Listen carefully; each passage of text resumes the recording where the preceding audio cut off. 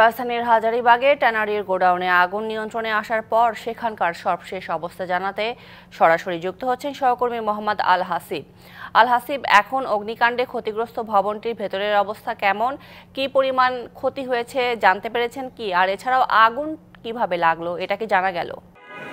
যেমনটি বলছিলেন, আসলে এই মুহূর্তে আমি অবস্থান করছি হাজারীবাগের যেই লেদার কারখানাতে আগুন লেগেছিল, ফিনিক্স যে প্রতিষ্ঠানটি, সেই প্রতিষ্ঠানের সামনে আমরা দেখিয়েছিলাম ডিবিসি নিউজের দর্শকদেরকে যে আসলে কিভাবে পাঁচতলার গোডাউনে আগুন লেগে পুড়েছিল ভেতরের দৃশ্যটি। কিন্তু আসলে নিরাপত্তাজনিত কারণে এবং ভেতরে যে সকল মালামাল রয়েছে সেগুলো নিরাপত্তাজনিত কারণে এখন কিন্তু আসলে প্রতিষ্ঠানটির মূল ফটক বন্ধ করে রাখা হয়েছে।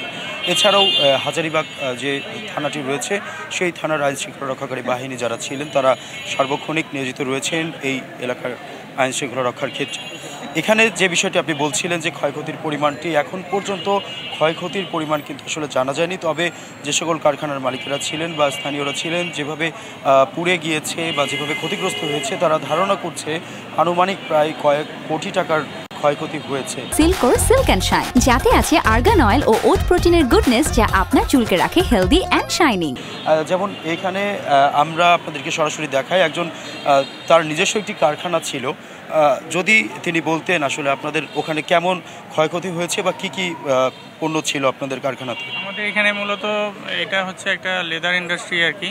তো এখানে বিভিন্ন ধরনের লেদার গুডস তৈরি হতো, বিভিন্ন অন্য অন্য প্রোডাক্টও ছিল, যেমন পিপি বেল্টের প্রোডাক্ট ছিল, গার্মেন্টস ছিল।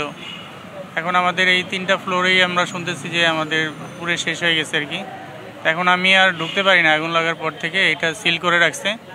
তো সূত্রপাত তো আমি আসলে বলতে পারতেছি না, কারণ যখন আমাদের জুমার নামাজ চলতেছিল ওই সময় সম্ভবত আগুনটা লাগছে। আমি জুমার নামাজ শেষ করছি, আমি একটু দূরে ছিলাম, টঙ্গীতে ছিলাম। তো মসজিদের ভিতরে আমার কাছে ফোন গেছে আর কি যে আমাদের বিল্ডিংয়ে আগুন লাগছে।